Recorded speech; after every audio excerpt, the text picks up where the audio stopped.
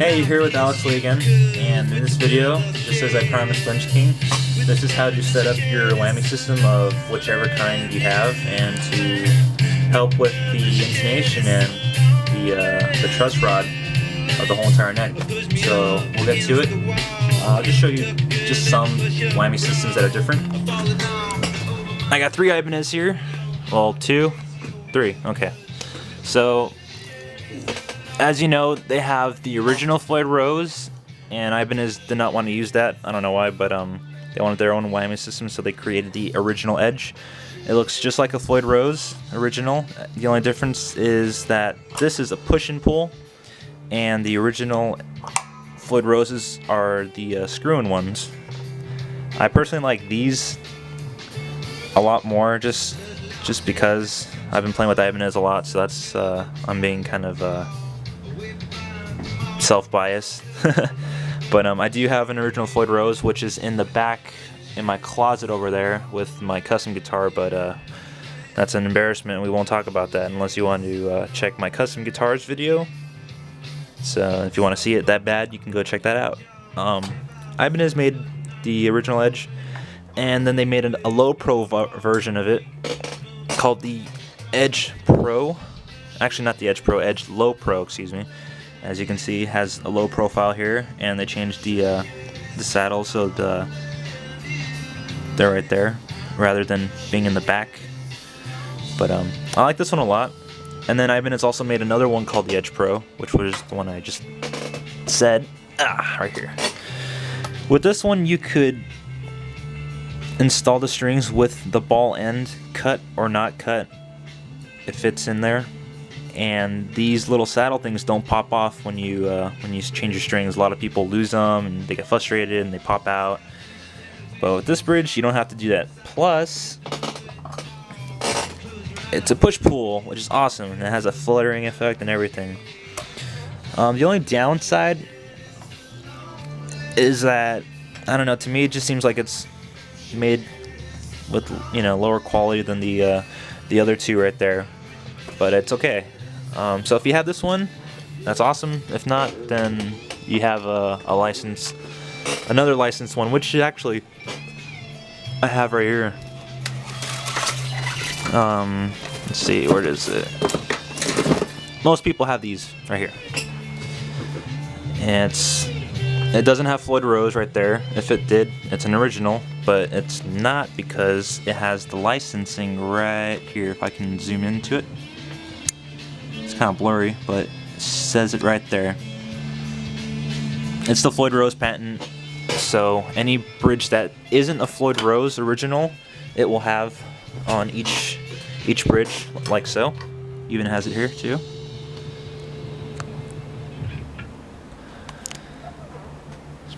But that's that. So we'll get to changing strings and intonating and adjusting the neck. So what you'd like to do is change each string individually. If you don't want to do that, you want to just take all the strings off and then install them one by one, that's fine. It's personal preference. It won't really change the neck tension unless you keep it off for like a couple days. Then you're gonna have to really change the neck tension and whatnot with the truss rod, right here. But yeah, change your strings one by one. I usually don't cut off the ends until I'm finished with the whole entire guitar, just so I know that I don't mistakenly recut one of the fresh strings. So you can either cut them or you can just loosen up the strings and then just take them off one by one. It's your call. And once you're done with that, try to tune it up to your personal tuning, and once you're done, you will see your bridge either bend up like that, it may be flat and parallel, or it may be back down like that. If it's back down, that means that there's too much tension on the springs, so you're just gonna have to loosen the springs. And if it's lifted up like that, that means that there isn't that much tension for the springs, so you would have to tighten them until you get it nicely balanced, like so. And then with your action, You'll have to put a capo on the 12th. If not, have a friend help you by clamping it down with this whole index finger or whatnot while you check all the strings from 12 to 24 on each string, 2, 5, 6, and if there is fret buzz, that means that your action is a little too low, and if you want it higher, you know, go to the points right here, these 2 points. This one raises these 3 and that one raises these 3, so try to adjust it. If you like low action, try to adjust it to as low, you know, as low as possible until you get no fret buzz. If you do have fret buzz, just ease off a little bit by turning counterclockwise to raise up the string.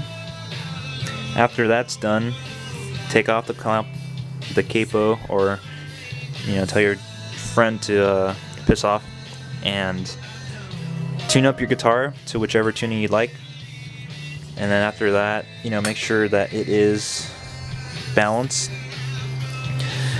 And then check for the fret buzz from open to the 5th or the 7th, your choice. If you do, that means that either one, the neck is not completely straight, or there's a little bit of arch, either way. If the arch is up that way, that means that you don't have that much tension on the neck. If it's bowing that way, that means that there's too much tension. So regardless of the tension, you're going to take off your truss rod cover and you're going to go clockwise to loosen the tension, and then counterclockwise to tighten it. So if you tighten it, it'll start to go that way. If you loosen it, it'll go that way. Try to find a mid balance, but most importantly, try to find the spot where it doesn't buzz, so then, you know, it helps you a lot when you're playing and you'll hear that awful buzzing. And after that, tune up your guitar again. But one thing I did forget to add when you're doing the whole truss rod intonation, or not intonation, but the whole adjustment for your truss rod, make sure that your strings are loose when you do that. I know it's going to be a pain in the butt to you know, retune every time and check for fret buzz, but if you just change it as it is, there is a big risk of cracking your neck or warping your neck. So try not to do that, and I am not liable for any damages done to your own guitar. This is at your own risk. So once you got that, you're ready to check your intonation with the saddles. So we'll do that right now, and I'll show you how. Okay, so I plugged into guitar, and as you can see, I will bring up my guitar program. A lot of people talk about the Doom poster and the Bruce Lee poster. It's pretty sweet. Van Halen right there. So yeah, anyways, getting off topic. Alright, I'm in E flat, as you know. Whoa, that's pretty sharp. So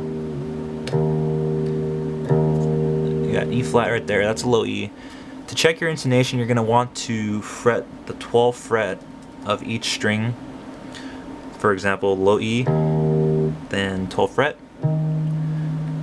And see how it's pretty balanced. When I hit it, go to the next one, 12th fret, that's pretty balanced. That one's pretty balanced. That G is not in tune, so I'll make sure all of them are in tune, and then restart again from the low E. Back again, A, G, or D.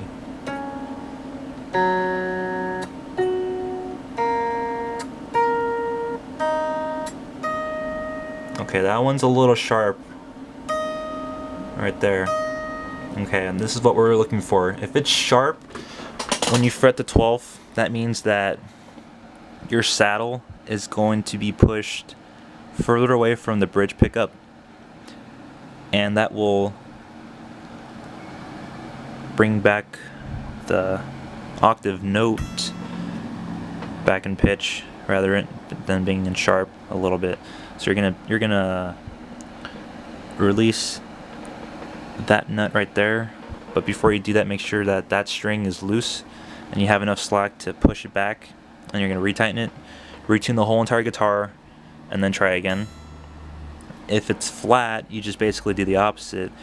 You push the saddle towards the bridge rather than bringing it back, and that will bring the flat note back up. It'll sharpen it just so you can get the perfect pitch. So that's about it. Once you finish that, you can play your guitar without the locking tuners being locked, and then once you can play your guitar and it stays in tune without the locking tuners being unlocked, you can lock the tuners, play with it, and then fine tune it with your fine tuners, and it should stay in tune really well if you have a good whammy system. If not, then you might have knife edge problems. What happens with a lot of whammy systems is that since it's cheap aluminum, the original Floyd Roses are made of iron, I believe, cast iron. So the edge points, there's so much friction when you're using it, it wears off on the aluminum and it doesn't stay in tune that well. So you might have to replace it, or if you want, you can file them down so they're sharp again and then put your whammy system back. But it should be good after that. I mean, I'm rarely out of tune when I'm playing on stage, unless it's like a weather climate change or something from, you know, really hot to really cold. Then your neck kind of bows here and there. But it's something to check on every day when you play. And yeah, that's about it. So I hope this video helps you in changing strings and setting up your whole entire guitar. And I hope you enjoyed it. And if you have any more questions, feel free to email me. Or not email me, but message me. Alright, thank you.